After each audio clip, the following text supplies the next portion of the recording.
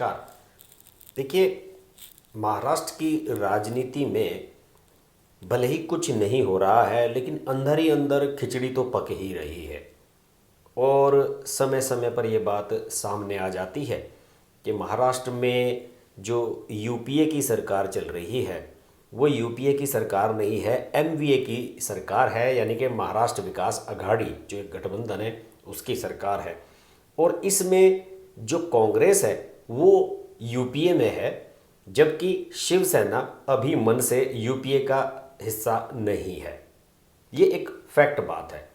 शिवसेना ने एनडीए को छोड़ दिया था, एनडीए से वो अलग हो गई थी केवल इसी बात पर कि वो चाहती थी शिवसेना कि उनके व्यक्ति को चीफ मिनिस्टर महाराष्ट्र में बनाया जाए। उद्धव ठाकरे खुद चीफ मिनिस्टर बनना चाहते थे। छोटा दल होने के बावजूद, बीजेपी बड़ा दल होने के बावजूद देवेंद्र फडणवीस को चीफ मिनिस्टर दोबारा नहीं बनवा सकी, और इसी बात के चलते हुए दोनों में अलगाव हो गया था। महाराष्ट्र में सरकार बनाने के लिए शिवसेना ने एनसीपी और यूपीए का साथ तो जरूर लिया, कांग्रेस का साथ तो जरूर लिया, लेकिन वो अभी यूपीए का की मन स्थिति में नहीं आ पाई है कि मन से यूपीए को अपना गठबंधन या अपना एक समूह मान ले।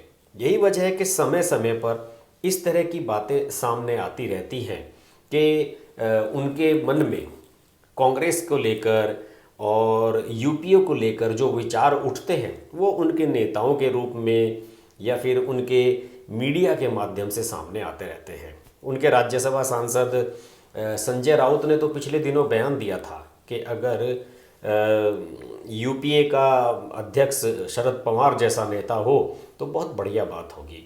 वो एक स्ट्रॉन्ग लीडर हैं, और जितने भी लीडर हैं जैसे कि ममता बनर्जी हैं या फिर बीजू जनता दल वाले नवीन पटनायक हैं या फिर तमिलनाडु के डीएमके हैं, जितने भी मतलब एनडीए से बाहर के दल हैं वो शरद पवार के नेतृत्व में आसानी से एक साथ इकट्ठा हो सकते हैं, लेकिन सोनिया गांधी के नेतृत्व में वो एकत्र नहीं होंगे।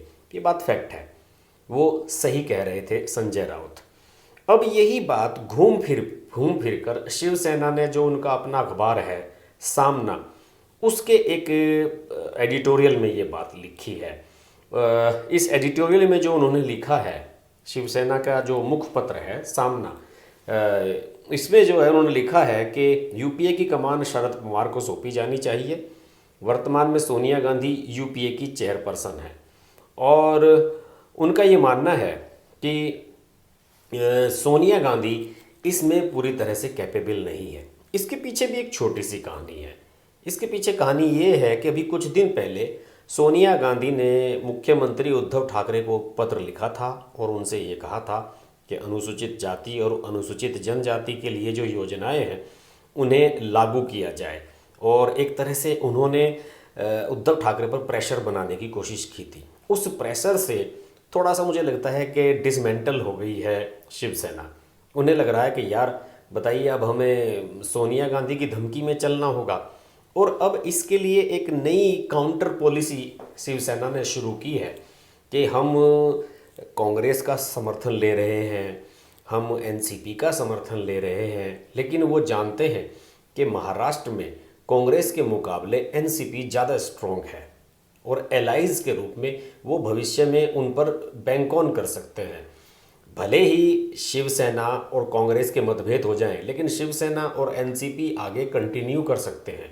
वे जानते हैं कि कांग्रेस और भाजपा तो कभी साथ साथ होंगे नहीं, तो उन्हें ये लगता है कि हम अगर एनसीपी को साथ लेकर चलते हैं तो आने वाले समय में कांग्रेस पर भी दबाव रहेगा और हमारी स्थिति भी मजबूत बनी रहेगी। यही वजह है कि उन्होंने, सोनिया गांधी ने जो लेटर वगैरह अभी हाल ही में लिखे उसको ज़्यादा सीरियसली नहीं लिया। इसके अलावा इस सामना के आर्टिकल में ये भी लिखा गया है कि कांग्रेस को, यूपीए को किसानों का जो आंदोलन चल रहा है उसमें आगे आना चाहिए और खुलकर समर्थन करना चाहिए। राहुल गांधी के ऊपर भी उन्होंने सवाल उठाए हैं। उन्होंने कहा है कि राहुल ठीक है, किसानों की बात कह रहे हैं, लेकिन शरद पवार जैसा सर्वमान्य नेता नहीं हो सकता। उन्होंने लिखा है कि अभी जिस तरह की रणनीति विपक्ष ने अपनाई है वो मोदी और शाह के सामने बेअसर है। सोनिया का साथ देने वाले मोतीलाल वोरा और अहमद पटेल जैसे नेता अब नहीं रहे, इसलिए पवार को आगे लाना होगा। इसके अलावा जो आंदोलन चल रहा है, इस बारे में लिखा है शिवसेना के सामना ने कि दिल्ली की सीमा पर किसानों का आंदोलन शुरू है। इस आंदोलन को लेकर दिल्ली के सत्ताधीश बेफिक्र हैं। सरकार की इस बेफिक्री का कारण देश का बिखरा हुआ और कमज़ोर विरोधी दल है। फिलहाल लोकतंत्र में जो गिरावट आ रही है, उसके लिए भाजपा या मोदी शाह की सरकार नहीं, बल्कि विरोधी दल सबसे ज़्यादा जिम्मेदार हैं। वर्तमान स्थिति में सरकार को दोष देने के बजाय विरोधियों को आत्मचिंतन करने की ज़रूरत है। देश का विरोधी दल पूरी तरह से दिवालियापन के हाशिए पर खड़ा है।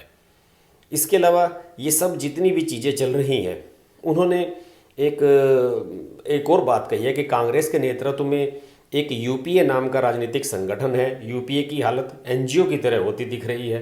राष्ट्रवादी कांग्रेस को छोड़ दे तो यूपीए की अन्य सहयोगी पार्टियों की कुछ हलचल नहीं दिखती।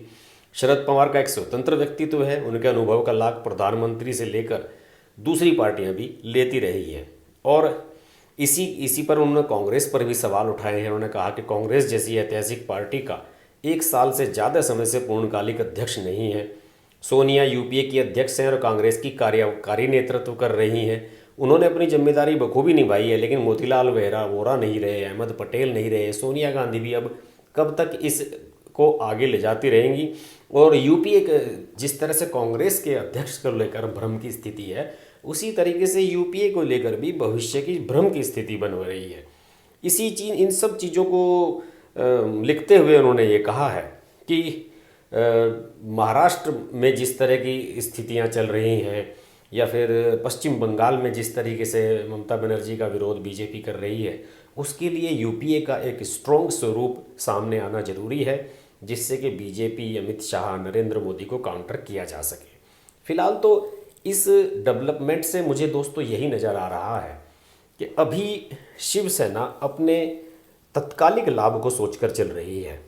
शिवसेना का मानना है कि आने वाले समय में अगर कांग्रेस ने समर्थन वापस लिया और सरकार गिराने की स्थिति आई, तो शरद पवार तो उनके साथ खड़े होंगे ही, और वो शरद पवार को नाराज़ नहीं करना चाहते।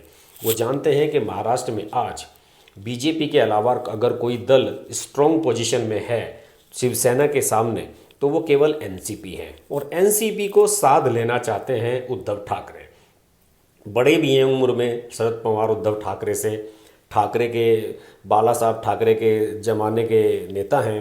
हालांकि उम्र उनकी बहुत ज़्यादा हो रही है, लेकिन उसके बावजूद भी वो जानते हैं कि अगर कल सोनिया गांधी कांग्रेस अध्यक्ष पद से हटेंगी तो उन्हें यूपीए का अध्यक्ष पद भी छोड़ना होगा, और बिना कांग्रेस की अध्यक्ष बने वो यूपीए की चेयरपर्सन रह नहीं सकती।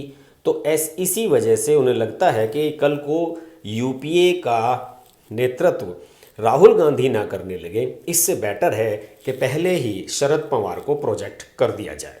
और यही वजह है कि वो बार बार, चाहे संजय राउत हो चाहे सामना हो, बार बार ये बात कही जा रही है कि शरद पवार इसके लिए सबसे बढ़िया चॉइस होंगे। लेकिन ये सब बात ये भी इंडिकेट कर रही है कि महाराष्ट्र की सरकार अस्थिर है और कभी भी इसमें कुछ भी हो सकता है। बीजेपी इस पर घात दृष्टि बनाए हुए बैठी है, पता नहीं कल क्या होगा। हम इस पर नज़र बनाए रखेंगे। अब देखते रहिए हर्ष की बात लाइव। नमस्कार। अगर आपको हमारी वीडियो पसंद आई तो वीडियो को लाइक करें, चैनल को सब्सक्राइब करें और नोटिफिकेशंस के लिए बेल आइकन को प्रेस करें।